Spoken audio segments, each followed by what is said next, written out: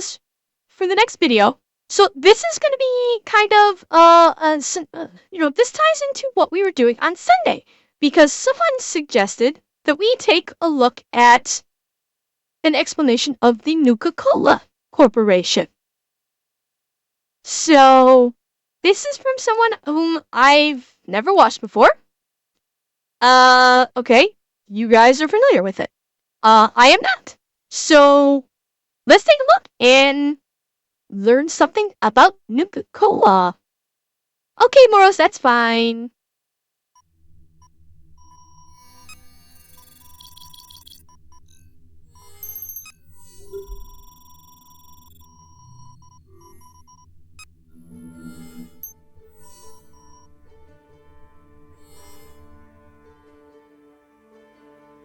Ah, America. okay. This isn't Fallout, is it?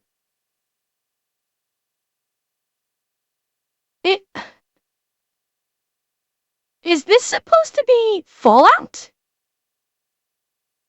It sure doesn't look like it. Really? Okay. The design doesn't look like it looks too futuristic.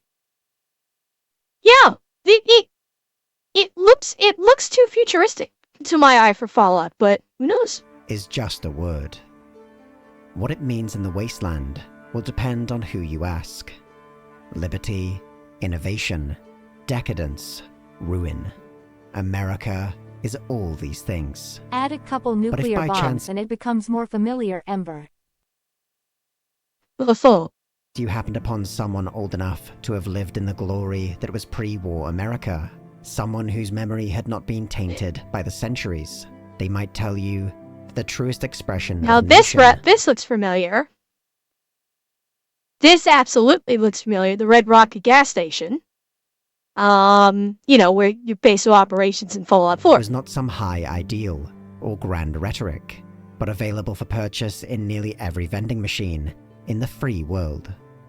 They might tell you that in the end, what America was really all about was a refreshing drink served up in a frosted glass bottle on a hot day. Just so long as that drink and that bottle were provided by the Nuka-Cola Corporation, the days would grow hot on their own. At the peak of its international market share, the Nuka-Cola Corporation was a massive conglomerate with operations, divisions, and subsidiaries engaged in everything from syrups and concentrates to theme parks and atomic energy. Its tremendous success derived from its flagship product, Nuka-Cola, a non-alcoholic beverage that had become intertwined with the American national identity. Its role... You know what, chat? I think that Bethesda used the idea of Coca-Cola for their Nuka-Cola. Ray Blast. that had become intertwined with the American national identity. Its role in American soft power was exploited by the federal government, a relationship leveraged by the company in turn to acquire favorable deals and reduce... I know, right? Doesn't it just blow your mind? Did you not realize this before? Your reality must be shattered now. Well, Eki, you missed a couple of fun videos, but we are now getting into an explanation of the Nuka-Cola Corporation, i.e. Fallout. Use oversight. Just prior to the outbreak of the Great War, the Nuka-Cola Corporation had been linked to accusations of secret weapons programs and corporate warfare, but any investigations were never completed. In the modern wastelands, it remains a powerful symbol, evoking nostalgia for the old world and the enduring idea of America itself. The Nuka-Cola Corporation first entered the soft drink market in 2044. The formula behind their eponymous product. Wait. Okay, chat? When is Fallout supposed to take place before the bombs drop? Oh, you left after the crab one ended. Then you haven't missed anything, Eki. This is the next one. The middle 20. No, Robespart, you sure you're not thinking of Cyberpunk? Cause he just said Nuka-Cola. 2024 was when the resource wars and maybe. Really? Okay, I didn't think that Fallout took place that far into the future, honestly. I did not realize. I always thought Fallout, like, obviously it had the 50s, like, steampunk, or retro futurist look. But I thought that, like, the bombs dropped in it canonically in, like, either, like, the late 90s or the early 2000s, canonically. I had no idea it was 2077. Oh, I know, Aaron. I know the 50s is that it was an artistic choice. That was for that, retro futuristic punk look. But I thought that I didn't realize it was, that the bombs dropped that far into the future. Okay. I had no idea. Was the result of 2 years of refinement by amateur chemist John Caleb Bradberton and his team of self-styled beverageers. It was an instant success. Within only a year, it had displaced even the established brands to become the most popular beverage in the United States. Just a few years after that, this overwhelming demand was replicated all across the free world. Criticism was leveled against Bradberton's formula. A single serving of Nuka-Cola contained 120% of the daily recommended allowance of sugar. But the success Holy shit! Holy fucking, we thought Coca-Cola was that. of the product overwhelmed its detractors. In just a few years, the corporation had become an economic giant. Bradberton was elevated to a national business icon, and according to company law, was moved by the public's love of his soft drink to create Nuka-World, the world's first soda-themed amusement park. Its gates opened in 2050, and despite featuring only a few attractions, the park was an instant success. Okay, hang on. Sorry, I missed some of that. Like, from what you guys are saying, the games are wildly divergent in when they take place. Like, Fallout 76 is 20 years after the bomb. Vegas is in, like, 204 years after the bomb. One of you guys are saying 300 years after the bomb. Fallout 3 is 100 years after the bomb. Like, Fallout, like... Wow, the games are wildly divergent in their timelines. That's pretty crazy. Park. Its gates opened in 2050, and despite featuring only a few attractions, the park was an instant success. Expansions and additions were developed across the ensuing years, along with plans for other Nuka-World locations across the country. To maintain their overwhelming dominance across the market, Bradberton and his beverageers continued to experiment with their original formula. Cherry, grape, and orange variants were among the first produced, and in each case were intended to challenge specific products from their main competitors.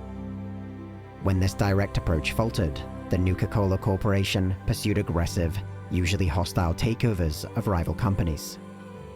With immense amounts of essentially free marketing generated by its theme parks, combined with its vast capital reserves that the company could mobilize, only in rare cases did rival products avoid falling under the Nuka-Cola corporate umbrella.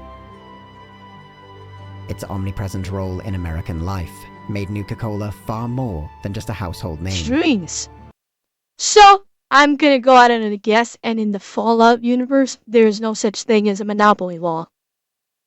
Because I'm pretty sure Nuka-Cola would have been subject to the monopoly law if that existed in this universe.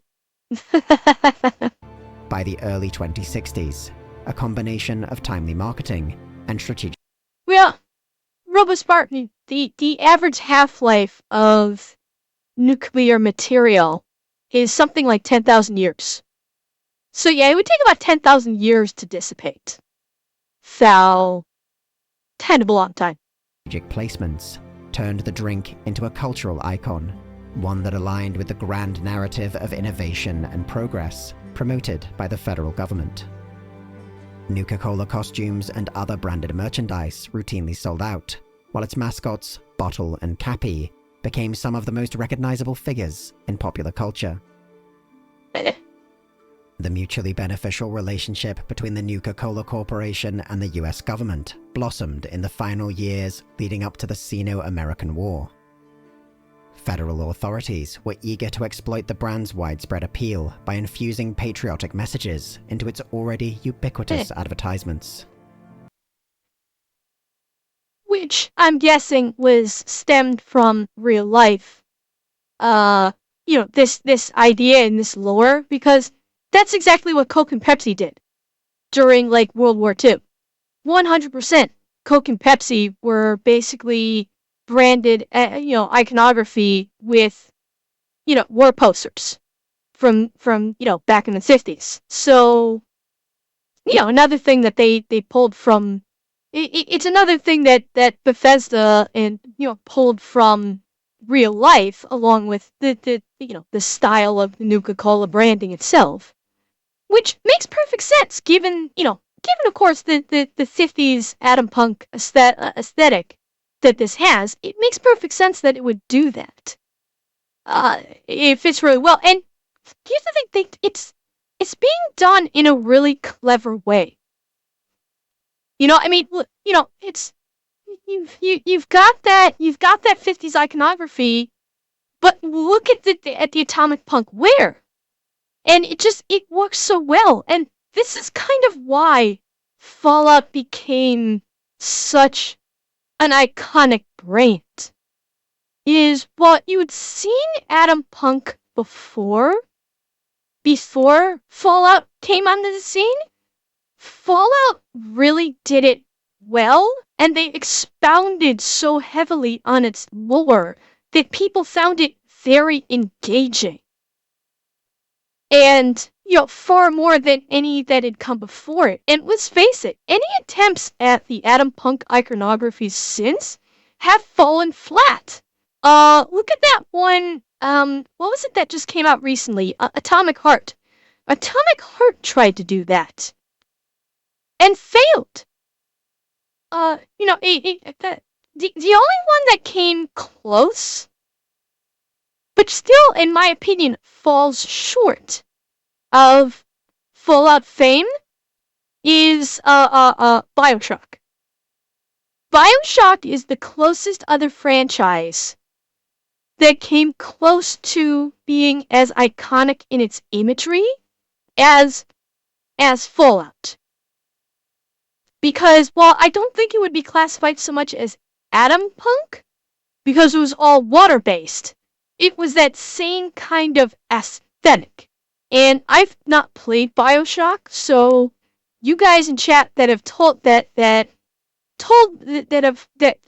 you can tell me if there was some kind of branding in BioShock similar to what we see in Fallout. Because I'm unaware of it at all. Half-life of U-235 is 700 million years. P-239 half-life is 24,000 years. Well, I'd say Pactra, it's far more likely that Fallout used the P-239 versus U-235. That would be my guess. Oh, really? It's not? Yeah, it's BioShock. I don't know if you could classify it as steampunk or maybe hydropunk. Because I don't know how much they use steam. I know there was like water-based. I thought that it was more water-based versus steam-based. But I could very well be wrong. Happy Apple and hi Kandrak. In return, the corporation was awarded massively lucrative government contracts, and regulatory bodies were pressured to turn a blind eye towards many of the company's activities. Okay, Robespard, fair enough. The outbreak of open warfare with the People's Republic of China in 2067 propelled this partnership even further.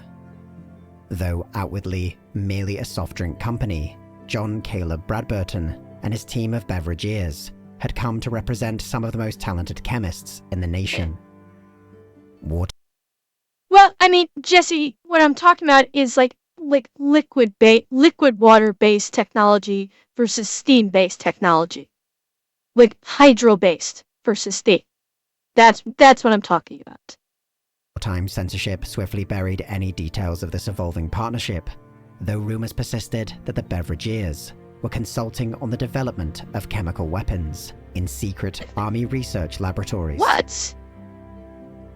Genetic engineering. Okay, like, seriously, was Nuka-Cola as powerful as fucking Vault-Tec? Because right now, Nuka-Cola is sounding like they were even more powerful than Vault-Tec at the moment. Holy fuck! Like, Jesus! Was another field in which the corporation allegedly benefited from its close relationship with the government. Safari Adventure, considered at the time to be the crowning achievement within the Nuka-World portfolio, featured hundreds of exotic animal specimens from around the world. This new addition to their premier theme park was another instant hit, but dogged by speculation of covert animal experimentation taking place in hidden underground facilities. Oh my fucking god! In 2072, the Nuka-Cola Corporation unveiled its last major initiative. Yeah, I mean, Dracel, that does make sense, where... Well, okay, hang on. I remember seeing something where caps were used in, like, Fallout 4, because I played it. But was it New Vegas or Fallout 3, where caps were not really used as currency anymore?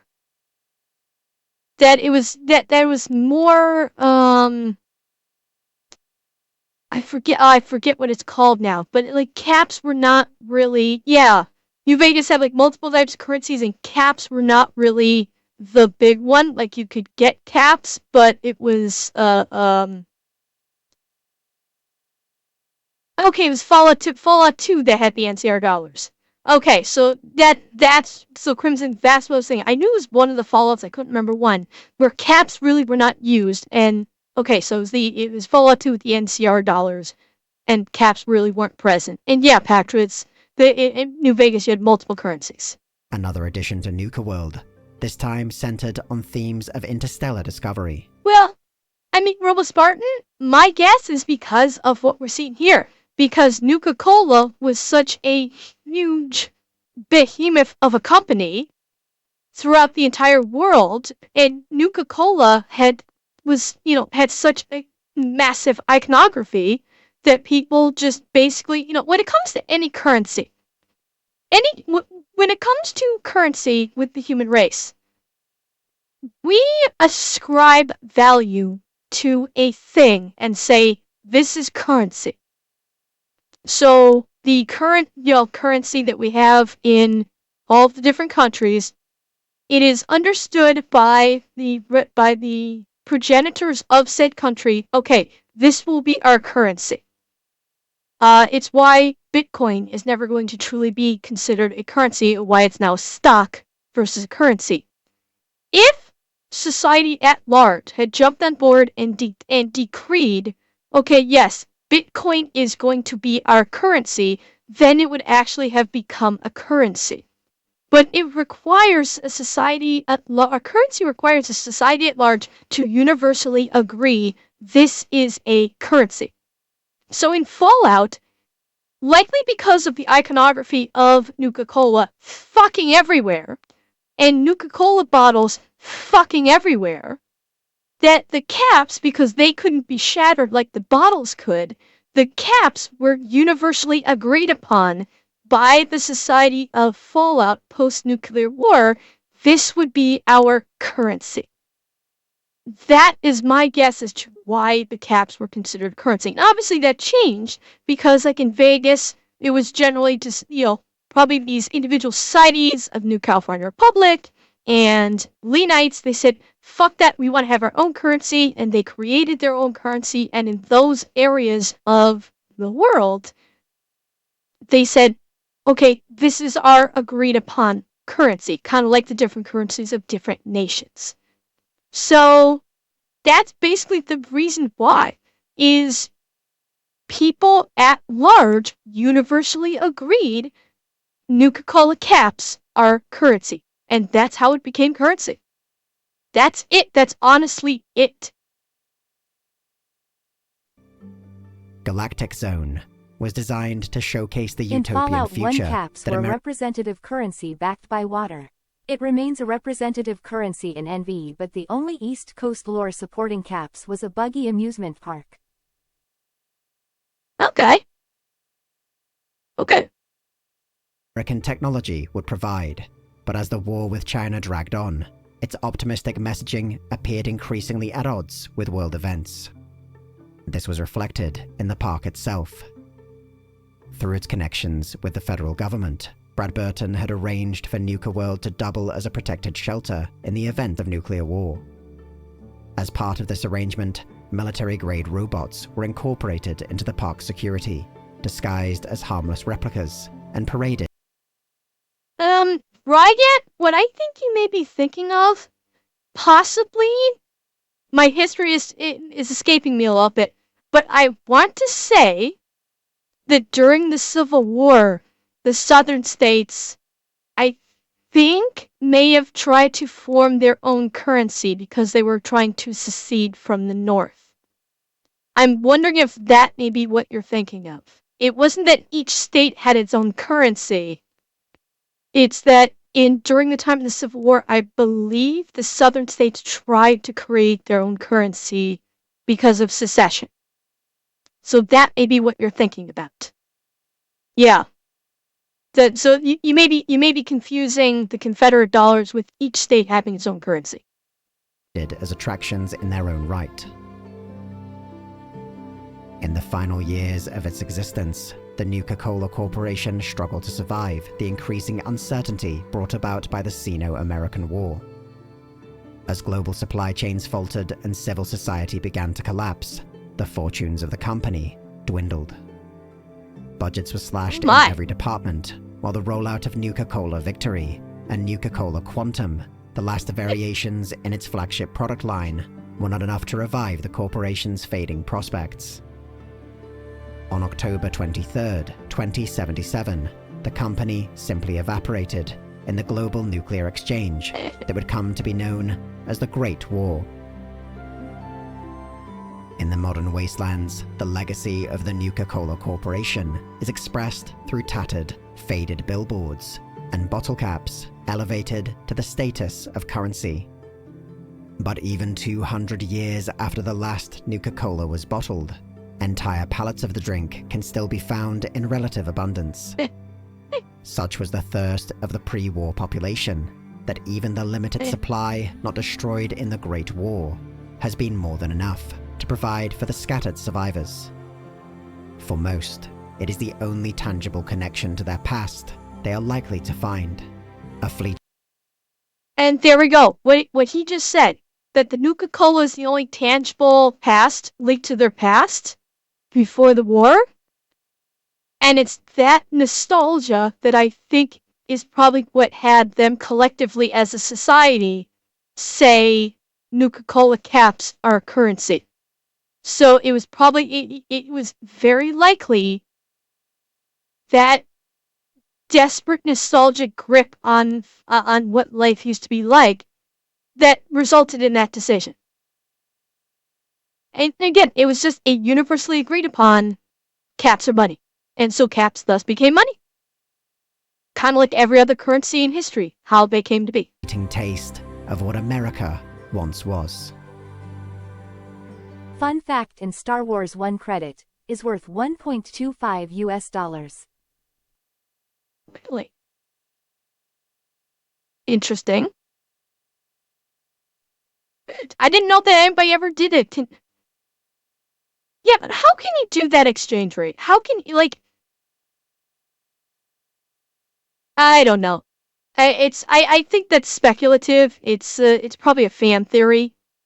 I highly doubt Lucas has ever come out and said, "Hey, one credit in Star Wars is equal to $1.25." I do have a doubt that that's anything canon. It's probably I suspect it's theoretical more than anything else. Because how can you gauge a credit in Star Wars when you're talking about technology that is way beyond anything we're gonna have? So, maybe, drawing goes. I don't know. I mean, and here's the thing: like credits in Star Wars, you run into the same problem because the question is a credit in Star Wars universally accepted of the same value throughout the galaxy? My guess is, depending on where you are in the galaxy, the value of a credit in Star Wars could be very different.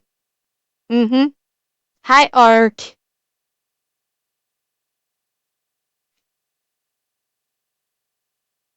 Yeah, but also, Kanito, you have to also remember, the manufacturing process also dictates the price.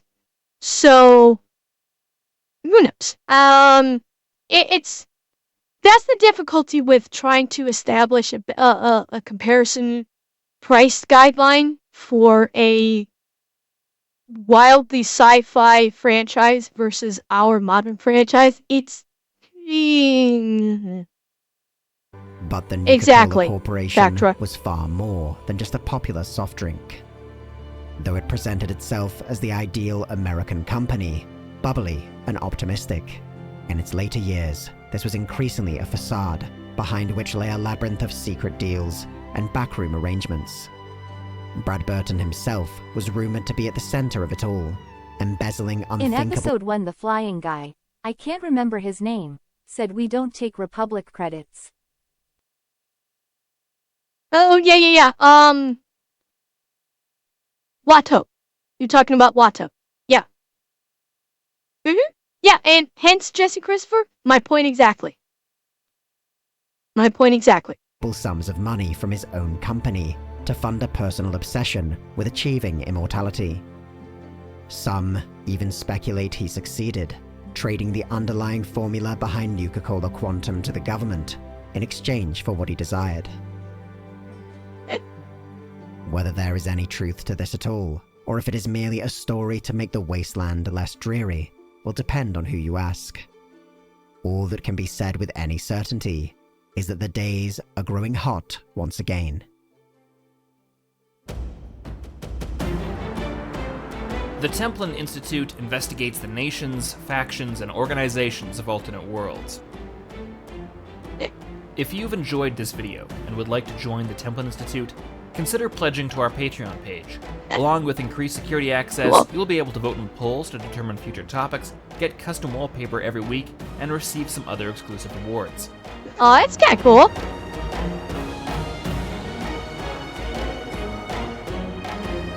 Yes, means. It's cool. Now here's one thing they didn't talk about that I'm surprised about, because he talked about how Nuka-Cola was made. What is in Nuka-Cola Quantum? What makes it Nuka-Cola Quantum? Does anybody know? Because I sure as hell don't. You know, what makes Nuka-Cola Quantum so special? Seriously, is that, I mean, like, I'm genuinely curious if there's something in Nuka-Cola Quantum in canon that made it so special.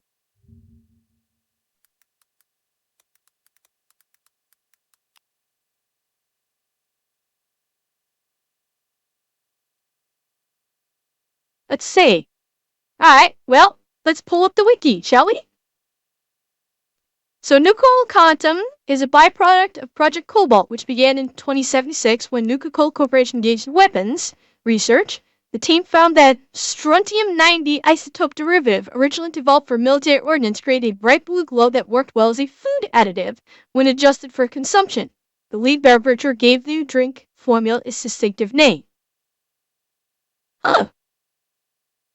The flavor itself was modified via an 18th degree pomegranate fruit flavoring. Controversial, the public was divided on the drink. It was released per a limited test run. Okay. So they put an isotope in used for military ordnance. Fantastic. And we guzzle that shit down in Fallout, don't we?